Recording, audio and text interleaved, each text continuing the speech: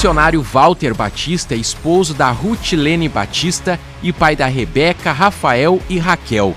Hoje, ele completa 17 anos na missão em Portugal, onde tem se dedicado à plantação de igrejas e à formação de líderes nativos. Ao longo dessa trajetória, seu ministério tem carregado com força o DNA da Igreja do Evangelho Quadrangular, promovendo congressos nacionais de mulheres, homens, jovens e missões, que tem fortalecido a visão e a unidade da igreja no país. Recebam o missionário Valdir Batista.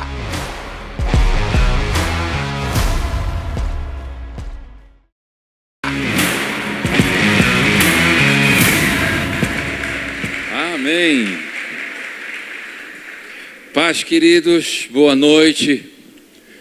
Prazer imenso poder estar aqui com vocês. Voltar ao lindo e belo Rio Grande do Sul, depois de mais de 25 anos, eu creio, que foi o tempo que por aqui eu andei, quando trabalhava como coordenador de jovens da Igreja Quadrangular no Brasil. E é bom voltar aqui, rever amigos e reencontrar a Igreja Quadrangular aqui do Rio Grande do Sul. Quero agradecer ao pastor Paulo César pela oportunidade que ele me oferta de poder estar aqui hoje à noite, esses dias com vocês. Agradecer também a toda a sua equipe de trabalho, em nome da Bárbara, que foi competente, incrível, que desde o primeiro momento nos ajudou de tal forma que pudéssemos aqui estar esses dias com vocês. Também quero mandar um abraço ao pastor Hamilton, que me acolheu aqui também no dia de ontem, estivemos juntos ontem. Pastor Ayrton Lima, que é meu amigo, que é deputado também aqui no estado, somos amigos há muitos anos e ele já preparou algumas coisas para a gente fazer na terça-feira, porque eu ainda vou ficar alguns dias aqui a ver, a passear, a conhecer um pouco mais o Rio Grande, e é muito bom. Quero passar para vocês um abraço da Lene, da minha mulher, da minha família. E eu quero começar talvez esse tempo que eu tenho mostrando para vocês um pouco da minha família. Por favor, queridos, aquelas fotografias horrorosas minhas, né? Então, que aqui está, essa é a família Batista que está lá em Portugal. Lene, Rebeca, que é a nossa primogênita, e o marido dela, o Daniel, e agora o Duarte. A família cresceu. Temos um tugazinho, né, agora lá da família, e é muito bom. Daniel, depois vocês vão ver um pouco dele, é o meu genro, e também é um português com quem Rebeca casou. Eu não queria que as minhas filhas casassem com portugueses e nem europeus, mas elas foram desobedientes, né, e elas não me ouviram. A Raquel, essa que está aqui à ponta, está noiva, vai casar no ano que vem. O Eida, eu não sei se ele é francês ou se ele é inglês, né? E parece que nasceu da França, eu não gosto nada dos franceses, né? E eles vão casar no ano que vem. Os pais deles são pastores da Igreja Quadrangular, ali aos arredores de Paris, são pessoas queridas e que têm servido a Deus. O Rafael, para vocês verem que ele não teve a mesma sorte das meninas, porque as meninas puxaram para a mãe, já ele teve o azar de puxar para mim, né? É feio, tem o nariz imenso, igual o meu. Quando ele se aproxima muito perto, digo, filho, afasta um pouco, porque nós dois muito perto não vai dar certo, nós vamos acabar com um do outro, né? Então, afaste-se um pouco. E essa é a minha família. E a Lene, essa mulher incrível. Lene, ela tinha a casa dela, nós tínhamos a nossa casa, e ela deixou tudo, e ela aceitou ir para Portugal. Não foi fácil para ela. Ela ainda relutou bastante. Mas o coração dela é um coração de serva. E ela colocou-se à disposição para ir para Portugal. Então, essa é a nossa família. Então, como disse, só falta casar a Raquel. Mas eu e ela já estamos preparados para ficar sozinhos. Por favor, outra fotografia, né? Nós já arrumamos um novo companheiro. E este é o nosso filho Rufus, Olavo Batista, né? Está conosco já para que quando todo mundo for embora, o ninho não fique totalmente vazio. E agora, por exemplo, ela está em casa, ela disse, só está eu e o Rufus aqui. Então é a nossa companhia. Mas eu quero mostrar também uma fotografia para vocês muito interessante.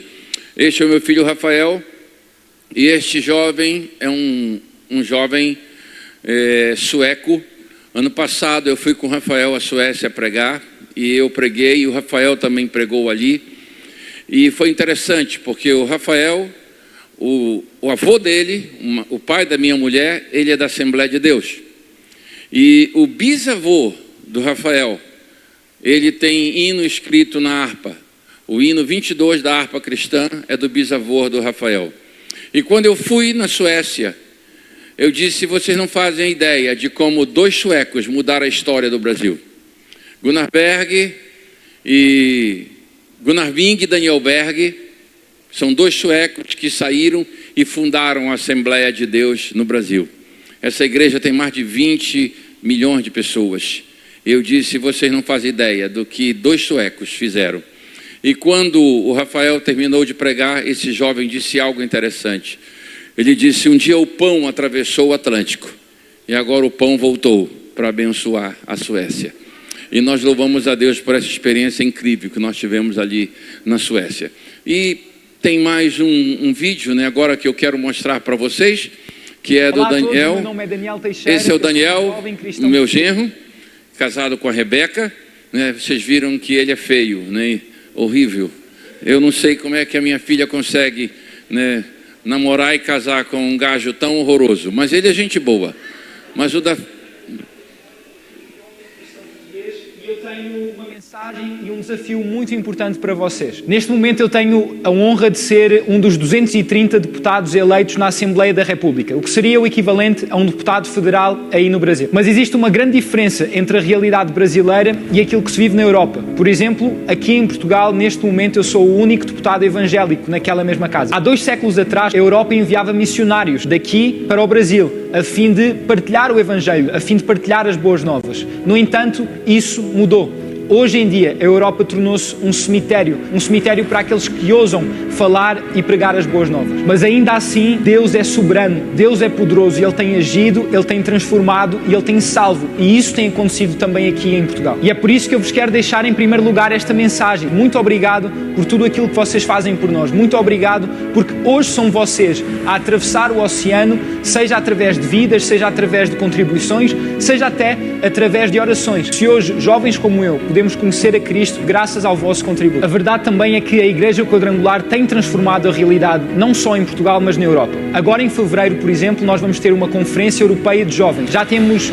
mais de 400 jovens inscritos de mais de 25 países, e isso também acontece graças a vocês. Há 15 anos atrás, uma família, a família Batista, atravessou um oceano, aqui estabeleceu a Igreja Quadrangular e aqui também foi capaz de influenciar todo um continente. Mas a missão não termina aqui. A missão, ela é contínua. A comissão que o Senhor nos deu, ela perpetua-se até à sua vinda. E muitos de nós somos chamados a desempenhar diferentes papéis também aqui na Terra. A política, ela tem a capacidade de influenciar e decidir muitas vezes aquilo que acontece pelas nações. Vou-vos dar 2 exemplos. Na França, recentemente, o aborto foi aprovado como parte da sua Constituição. Mulheres e homens celebraram a vitória do aborto no território francês, como se de uma grande conquista se tratasse. Mas a verdade é que enquanto uns celebram a morte, nós como cristãos temos o dever de lutar pela vida. Na Suíça, por exemplo, o suicídio assistido tornou-se parte da lei daquele país. Homens e mulheres pela Europa viajam até à Suíça para ceifar a sua própria existência. E isso acontece porque muitas vezes nós acabamos por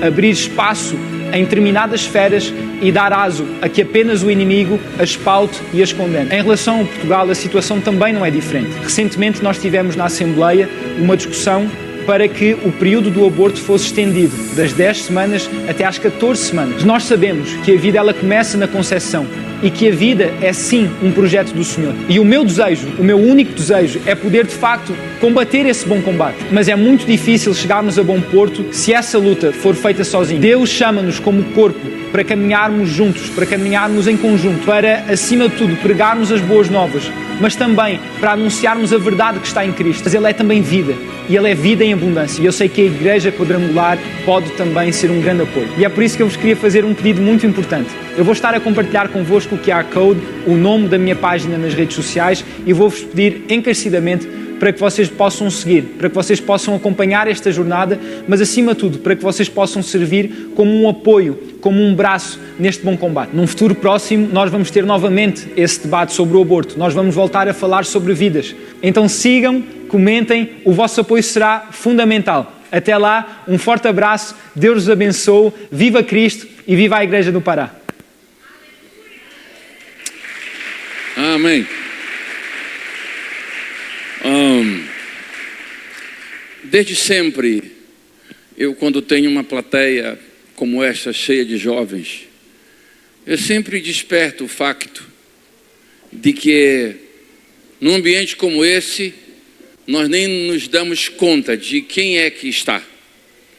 Porque aqui pode e deve, eu tenho certeza que estão os líderes, os pastores, os políticos, quiçá o governador do estado do Rio Grande do Sul, o juiz da corte do Rio Grande do Sul, os médicos. E sempre eu falava, e esses dias o Daniel lembrou, ele disse: tio, quantas vezes o senhor falou? E eu era apenas um jovem. O Daniel, quando converteu-se, ele devia ter uns 17 anos. E ele foi para a igreja, eu tenho certeza que foi por causa da Rebeca. Porque ele a conheceu na escola. Mas Deus tinha um plano maior na vida dele. E hoje ele serve a Deus ali na Assembleia da República. Você sabe, nós não fazemos ideia do que realmente significa ter um parlamentar em Portugal, da Igreja Quadrangular. Mas Deus, ele faz o impossível. Ele faz muito além daquilo que sequer nós podemos pensar. Ele tem um poder extraordinário, o poder está nas suas mãos e o domínio também está nas suas mãos. Então, quando nós saímos do Brasil, nós nem fazíamos ideia sequer do que íamos encontrar. Nós pegamos as nossas maletas e desembarcamos em solos portugueses sem sequer saber para onde íamos. Ficamos 15 dias num hotel. E também ressalto que foi o melhor momento da minha vida. Como eu disse hoje de manhã, eu sou pastor da Igreja Quadrangular há 41 anos. Eu comecei com 21 anos a pastorear. E eu, graças a Deus, sempre fui um pastor que tive sucesso naquilo que eu fiz. Até hoje, o projeto Geração Forte, que nós criamos em 1995, ainda persiste, está aí no meio da juventude. Eu pastoreava uma igreja no norte do Brasil, abençoada, 1.600 membros, uma igreja muito próspera. Eu era secretário de governo ali, porque eu emprestei o meu prestígio, o meu nome e aquilo que eu tinha como conhecimento para o prefeito da cidade. Porque não era o meu objetivo. Mas ele muitas vezes me ouviu dizer que eu amava aquela cidade. E ele disse: pastor, se o senhor ama essa cidade, então venha servir.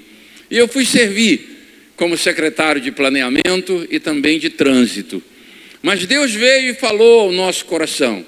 Também não foi aquelas coisas, porque às vezes as pessoas perguntam: Valdir, como foi o teu chamado? Né? E eles sempre ficam na expectativa de que a gente crie ou narre uma história sobrenatural, né? Fantástica. Olha, eu estava orando. Não, tudo foi um processo natural. Muito cedo eu saí do Brasil para visitar outros países. Liderei a Juventude Quadrangular da América do Sul, quando fui coordenador sul-americano de jovens. Então, tudo foi um processo muito natural. Mas quando veio o convite para ir para Portugal, veio porque nós éramos lusos brasileiros. A minha mulher, ela bem mais do que eu, mas tanto ela como eu temos descendência portuguesa, como muitos aqui. Então, nós tiramos a cidadania e isso facilitaria a nossa entrada em Portugal, porque quando chegamos lá, eles todos, além as 3 crianças, já foram como portugueses. Depois que cheguei lá, com 5 meses, eu tirei a minha cidadania também quando já estava lá. E isso facilitou muito. Eu lembro que um dia nós estávamos ali na igreja e chegou a polícia e ela estava muito arrogante. Os vizinhos reclamaram que vocês estão fazendo cultos de brasileiros aqui e aquela coisa toda. Ele disse: o senhor pode se identificar? E eu disse: puxa, me desculpas, eu morava perto da igreja, eu vou mandar buscar o meu documento. E aí, quando chegou o meu documento, eu dei para ele o meu BI como cidadão português. E ele disse: o senhor é português? Eu disse: sou. E sei também quais são os meus direitos.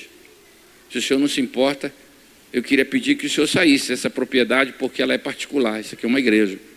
Eu vou lhe atender lá fora, porque eu não lhe convidei para entrar. E assim aconteceu. Era fácil para nós transigir ali dentro, conversar, dialogar, pelo facto de sermos cidadão português. Então fomos para Portugal. Estamos lá, como disse, há 17 anos, tentando ser útil e fazer a obra de Deus. Hoje nós somos 7 igrejas em Portugal. E esse ano, se Deus quiser, ainda nós devemos inaugurar a 8ª igreja.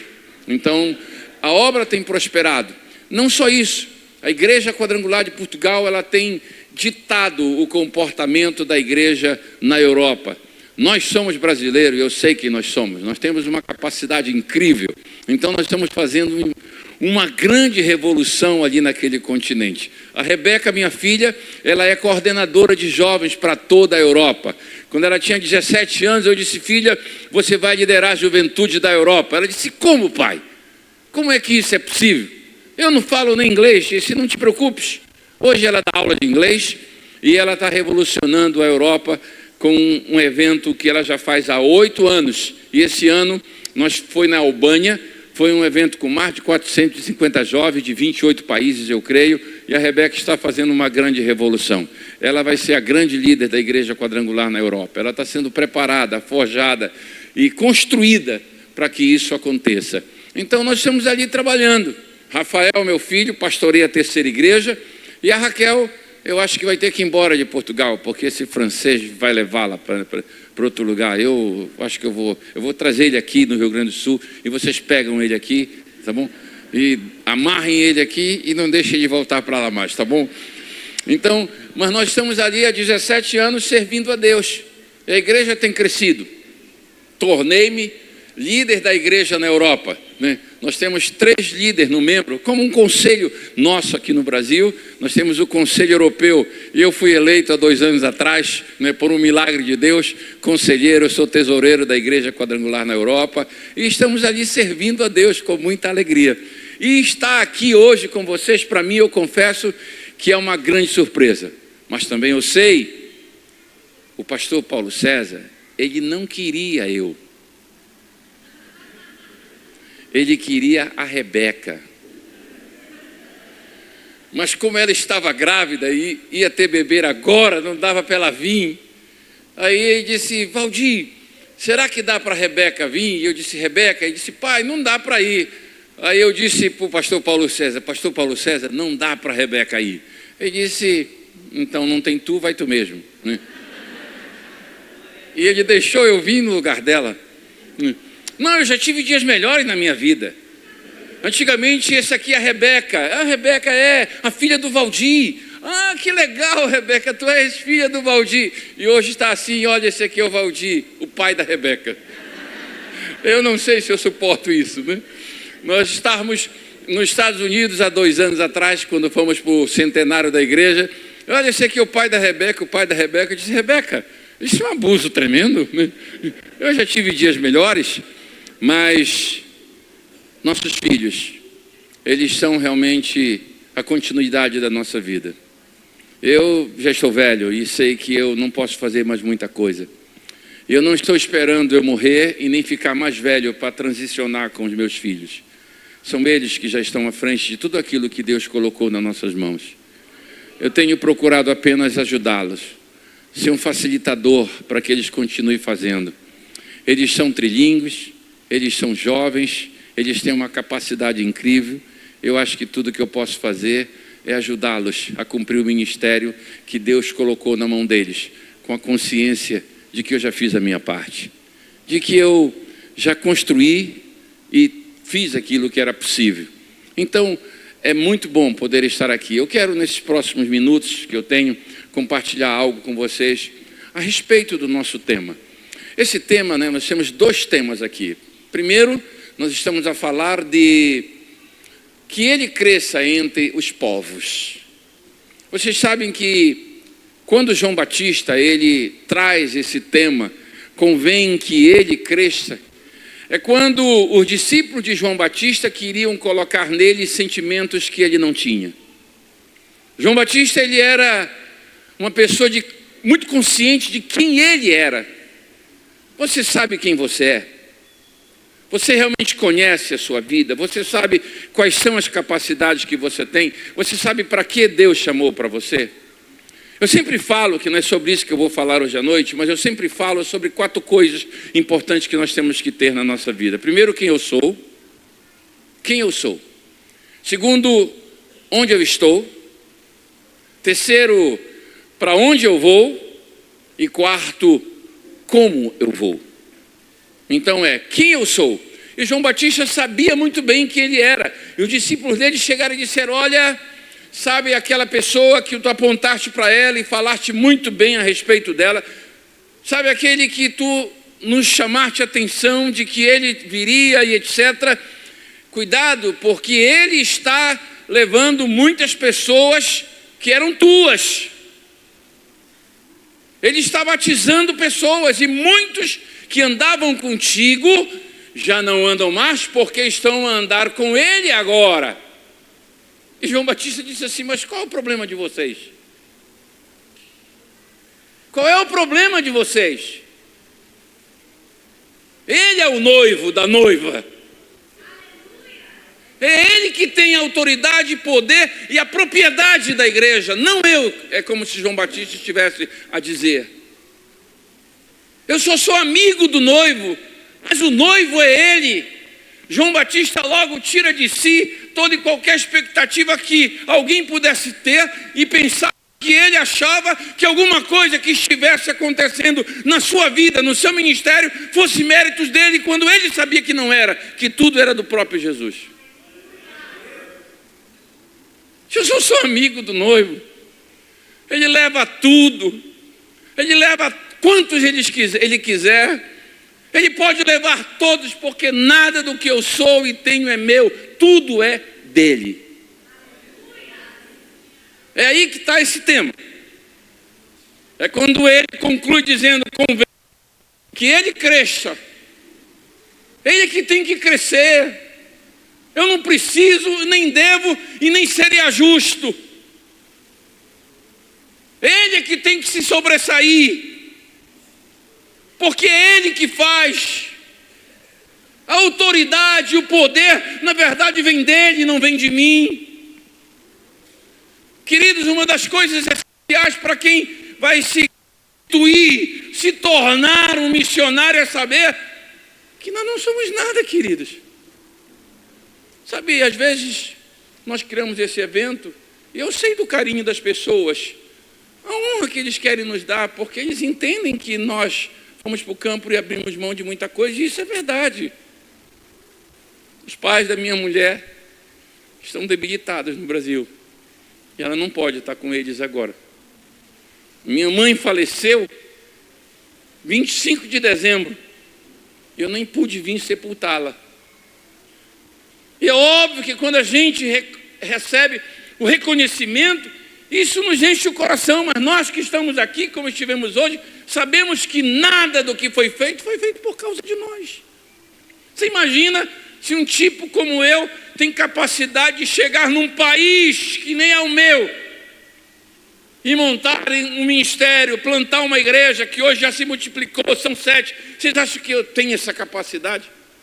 Que há em mim qualquer tipo de estrutura, qualquer que seja, para dizer assim: pode deixar. Lembro que quando nós éramos pequenos, a Rebeca, os meus filhos eram pequenos, a Rebeca um dia disse assim: pai, como é que nós vamos ter uma igreja? Porque nós ficamos 1 ano em casa. Você sabe o que é ficar 1 ano? Todo domingo eu tinha culto na igreja, 1.300 pessoas no culto de domingo à noite, e agora você está lá em Portugal, num outro país frio, 6 meses, 7 meses, 8 meses de frio. Aí você está dentro de casa trancado, você não tem ninguém, você não tem o que fazer. A minha mulher colocava uma música que até hoje eu não consigo mais nem ouvir essa música, que eu digo: mãe, tira essa música porque ela é deprimente. Você vai me matar com essa música. 1 ano inteiro assim. E Rebeca disse: quando é que nós vamos ter a igreja? Filha, eu não sei. Fui sincero com ela. Talvez ela esperasse alguma coisa, né? Pai, agora vai dar uma resposta daquelas. Se eu não sei, ele sabe. E de repente era aniversário da Lene. Eu chamei os amigos que ali estavam, que jogavam tênis comigo, porque eu não conhecia ninguém. Que eu fui e me matriculei num clube de tênis. e fui aprender a jogar tênis, né? Estava igual o Guga. Aprender a jogar eu não aprendi, mas esse negócio do aprendi. Ganhei o professor de tênis para Cristo, é meu filho hoje. Comecei a conhecer pessoas. Aniversário da lei, disse, olha, minha mulher vai fazer aniversário. Ah, legal, a tua mulher... E quando eles chegaram na minha casa, ficaram impressionados porque tinham 18 pessoas lá. Queriam saber de onde tinha aparecido aquelas pessoas. E eu disse para eles, na semana que vem, eu vou começar uma reunião aqui em casa. Voltaram 3. E na sala da nossa casa, no nosso sofá, nasceu a Igreja Quadrangular de Portugal, que foi se multiplicando. Já foi para a Europa, passou todo mundo. Nossa casa é incrível. Por exemplo, eu estou aqui com meu amigo pastor Mesaque. Esses dias estava na casa dele, ele hospedando na igreja em São Paulo, uma família de russos, porque eles conhecem a nossa família. Uma russa que está agora lá em Portugal, ela é casada com um brasileiro. E muita coisa aconteceu. Nós temos um angolano que casou com uma suíça. Tem agora um equatoriano que vai casar com uma albanesa. E é uma loucura o que está acontecendo ali na Europa, por causa de uma visão. Na verdade, eu sempre digo que nós não somos uma igreja, nós somos uma visão, que nasceu no coração da Aimee Semple McPherson e que se espalhou pelo mundo. Então João Batista diz, olha, na verdade, ele é que tem que crescer, ele precisa crescer. E nós temos aqui hoje, como desafio, levar Jesus aos povos, fazê-lo conhecido aos povos. Quais povos? Aos ribeirinhos, como aqui vimos, aos indígenas. Você já viu coisa mais linda? Aqui hoje é você olhar para a missionária Odete, 82 anos, vai lá para o Paracanã, né? Eu sou fã da Odete já faz tempo, né? Muito tempo. Quando eu frequentava os congressos de missões, eu ficava sempre perto dela para poder ser abençoado por ela. Mas nós temos que levar o evangelho a todos. Isso ainda é uma coisa que faz impressão no meu coração. É que poucos de vocês, desculpa dizer isso, não fique zangado comigo, tá bom? Eu vou falar, mas é sem nenhuma ofensa. Vocês quase não oram pelos europeus. Quase ninguém se importa com os europeus. Porque toda a gente acha que os europeus, né, estão bem. Coloca uma criança africana, a gente chora. Mas coloca o europeu. Ah, isso aí está bem demais. Parece que o europeu não tem alma. Não merece o céu. Todo mundo fala na África. A África pede socorro. E a Europa? Você sabe quantos por cento da população portuguesa é evangélica? 1,5%. 1,5%. A França já é um país muçulmano. No século XVI, 40% da França era evangélica. Vou repetir. No século XVI, 40% da França era evangélica. E hoje é um país já considerado muçulmano. Deus tem me dado a oportunidade de viajar pela Europa. Já preguei em vários países ali. Tenho liderado aquele continente, graças a Deus. E é impressionante, cada vez mais, aquele povo se distanciando de Deus. Você ouve aqui, você já não ouviu dizer assim, as igrejas estão fechando na Europa, sim ou não? Mas também eu fico impressionado que não dizem que igrejas são essas que estão a fechar. Porque você imagina que igrejas evangélicas estão fechando na Europa, estão virando pubs, estão virando bares, etc. Eu vou dizer para você quais são as igrejas que estão a fechar na Europa. São as igrejas oriundas da Reforma. As igrejas luteranas, as igrejas metodistas, anglicanas. Eu fui num templo em Basileia, na Suíça. Sexta-feira tem discoteca lá. Discoteca. E domingo o padre ainda vai lá e ainda faz a missa. Mas já está acabando. Mas não são igrejas evangélicas oriundas da Rua Azusa. Quantos aqui já ouviram falar da Rua Azusa? Levante a mão. Então são poucos. as igrejas da Rua Azusa não são essas que estão a fechar, são as igrejas oriundas da reforma, porque realmente perderam a visão. Mas é o evangelho que veio da Rua Azusa, esse evangelho pentecostal, ele tem crescido e tem se multiplicado. Pastores têm sido levantados, mas nós precisamos de muito mais, fazê-lo realmente conhecido em todos os lugares. Sim, nas tribos indígenas, óbvio, mas também nos grandes centros. Você sabe o que nós vamos fazer agora em setembro? O Daniel, vocês ouviram falar? Ele é o único deputado evangélico na Assembleia da República Portuguesa. São 200 e poucos deputados. Ele é o único evangélico. O único evangélico. E agora, dia 29 de setembro, disse Daniel, bora fazer uma reunião no hemiciclo. É como se fosse o plenário lá da Assembleia Portuguesa. Vamos fazer uma reunião lá, vamos chamar as lideranças evangélicas. Isso é histórico, isso nunca houve naquela nação. Nunca. Então ele vai juntar 30 líderes evangélicos, vamos fazer uma reunião dentro do parlamento e depois vamos servir um almoço para esses líderes no restaurante da Assembleia da República Portuguesa, para 30 pastores. Você faz ideia do que isso significa?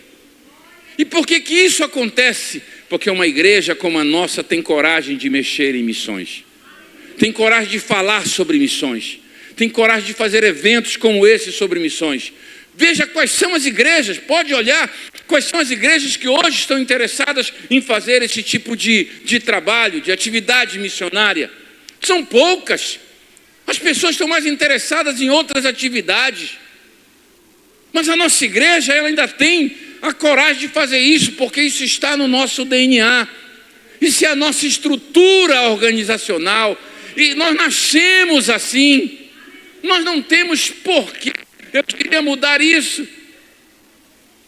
Então, queridos, precisamos ir sim, mas para todos os lugares, para os grandes centros, para os centros dos países europeus, para Portugal, para a França. Olha, tem um pastor Levi, ele é de Curitiba. A história dele é engraçada, com o Fernando Camargo. Fernando, grande líder também que nós tivemos de missão.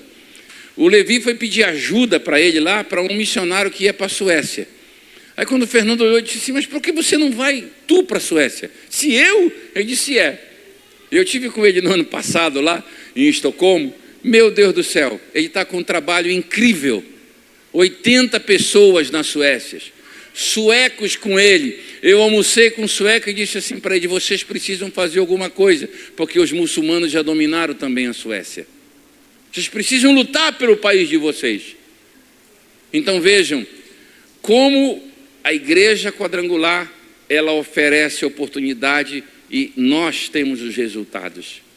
Você que ora por missões, você que contribui, você que se coloca à disposição, você vai ver que Deus ele vai continuar nos honrando. E para encerrar, hoje nós falamos aqui sobre preparar, nos prepararmos, termos a capacidade, que isso impregne realmente na tua mente. Não é hora mais de nós brincarmos. Rio Grande do Sul, nós acompanhamos lá em Portugal, toda a população portuguesa foi solidária ao Rio Grande do Sul, enviou contribuição de amor, nem pela necessidade, porque vocês tinham muito suprimento, mas horas como essa, o que conta não é o que vem, mas é a solidariedade, o amor, o companheirismo. E Portugal envolveu-se com vocês nesse período. Vocês não viram que os dias realmente estão afunilando? Isso não é hora mais para perdermos tempo. Desculpa dizer isso para vocês. Não saia daqui como se você não tivesse estado aqui. Não volte para sua casa como se você não tivesse saído dela e ter se assentado aqui esses dias e ouvido o que ouviu e visto o que viu. Volte para sua casa mais comprometido. Volte para sua igreja. Volte para sua igreja muito mais comprometido. Volte para o seu aconchego muito mais consciente de que nós temos uma grande missão pela frente. E eu me lembrei hoje de manhã que em 1990 eu participei de um seminário, né? Esse negócio de preparar. Aí teve um jovem que chegou com o pastor dele, e era um jovem, aqui graças a Deus que ninguém é assim, porque sei lá em Portugal, na Suécia, que tem os jovens que são assim, que não querem compromisso, que não oram. Olha, aqui graças a Deus que todos vocês estão comprometidos com Deus. Vocês não vivem no telemóvel, né? Vocês não vivem na internet, vocês realmente são diferentes. Mas lá em Portugal e na Suécia tem um pessoal que está na igreja, mas não está. Esse jovem chegou com o pastor e disse assim: pastor, no culto de missões, né? Eu tive uma visão essa noite, um sonho, eu estava dormindo, mas é como se eu tivesse acordado. E aparecia assim no sonho, V, P e B. Você sabe o que é isso, pastor? Deus falando comigo.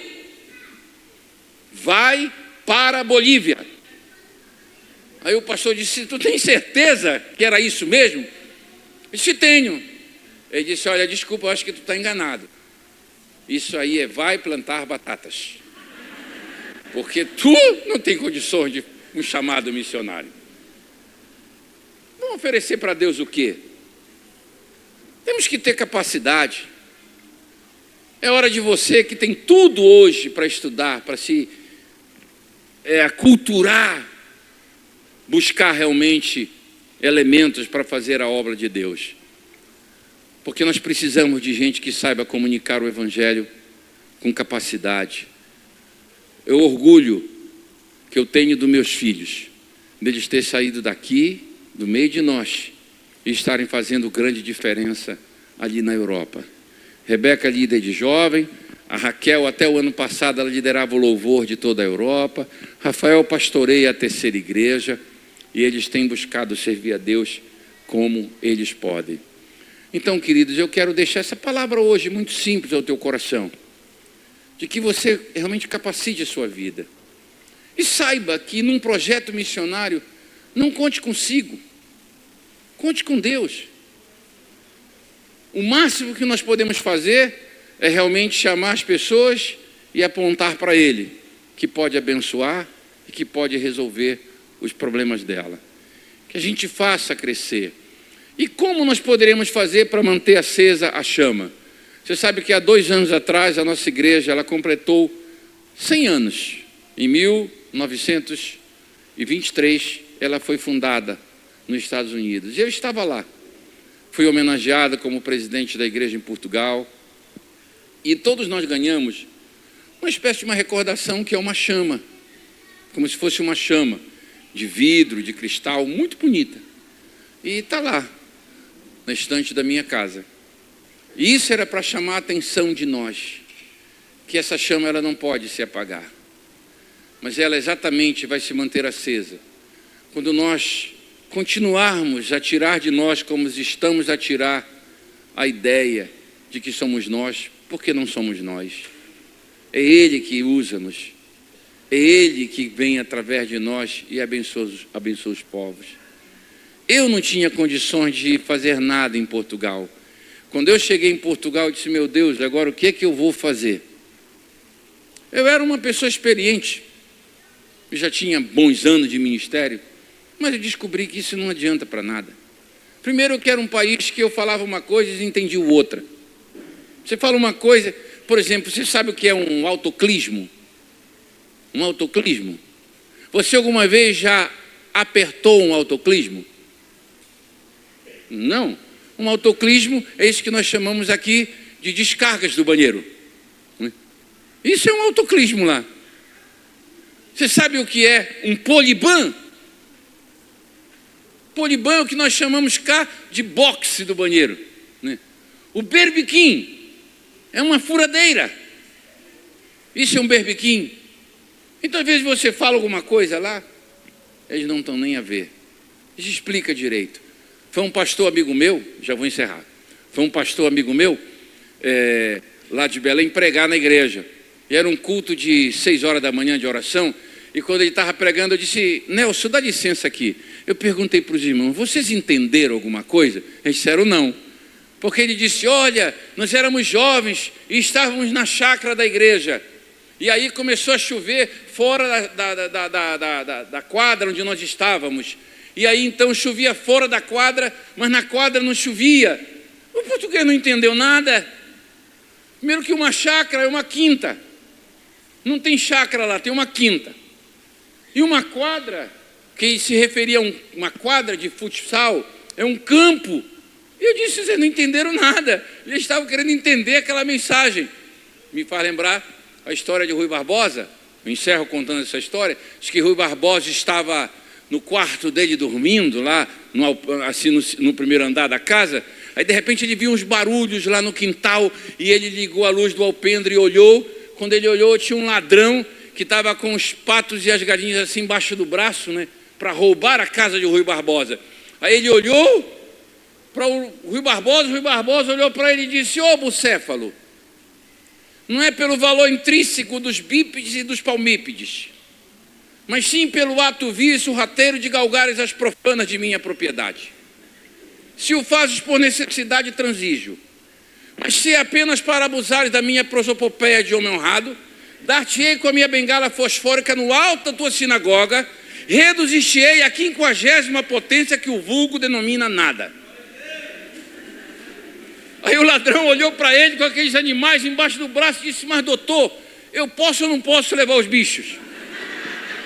Porque foi tudo que ele queria saber, porque ele não entendeu nada. Queria saber se ele podia levar os bichos. Então não dá para sair para o campo missionário dessa forma, nem tem que falar, sair consciente, saber para onde vamos, o que vamos fazer. Isso é em todo lugar. Então, queridos, olha, obrigado. Para mim é uma alegria, uma honra muito grande poder estar aqui. Eu sei que não era eu para estar aqui, que era a Rebeca. Já estou traumatizado. Acho que tem que fazer cura interior. A culpa é tua, pastor Paulo César. Eu vou fazer cura interior quando chegar em Portugal. Mas obrigado. Você me deu um presente imenso. Estar aqui é um privilégio enorme. Voltar ao Brasil e voltar ao Rio Grande do Sul é melhor ainda. Voltar ao Brasil é bom e ao Rio Grande do Sul é melhor ainda. Desejo que Deus continue te abençoando. Eu faço questão de ressaltar todos os meus amigos. Quando eu mencionei o teu nome, eles falaram de ti com um respeito e um carinho imenso. Muito grande mesmo. E eu quero louvar a Deus pela tua vida e da tua família. Então, obrigado pela oportunidade. E se Deus quiser, um dia, quem sabe, a gente volta e pode compartilhar outra vez com vocês. Muito obrigado. Deus abençoe a vida de vocês, em nome de Jesus.